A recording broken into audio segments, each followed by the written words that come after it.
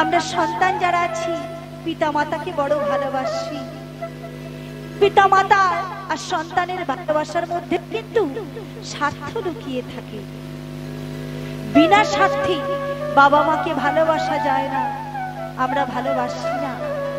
তাই কি বলছি, যেখানে শুধু স্বার্থ কাজ করে না সেই জায়গাটা কোথায়? সেই জায়গাটা কোথায়? লালন সাঁইকে বললেন, এইভাবে কেউ কারো নয় দুঃখের দুঃখী, এইভাবে কেউ কারো নয় দুঃখের দুঃখী। একবার হরি বল মনের পাখি, একবার কৃষ্ণ বল মনের পাখি।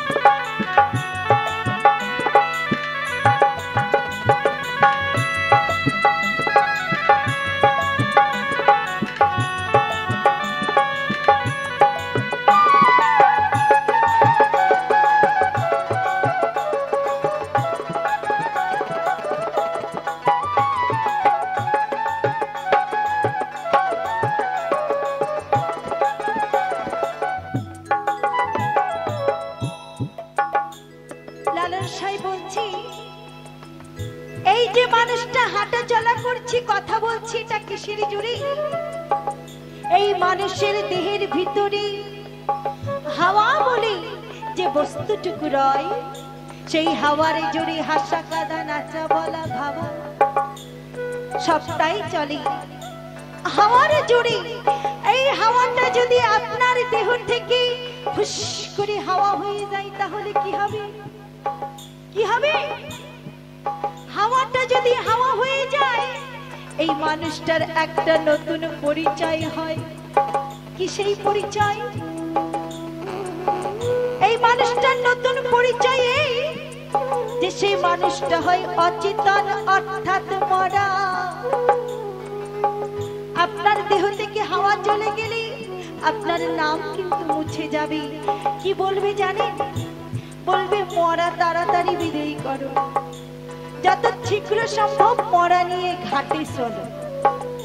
এইটাই তো পরিচয়, নতুন পরিচয় মরা।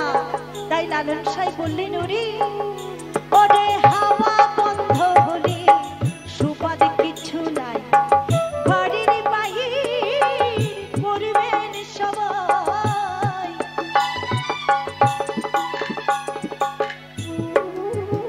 ওরে হাওয়া বন্ধ হলে সুবাদ কিছু নাই, ঘরের বাহির করবেন সবাই।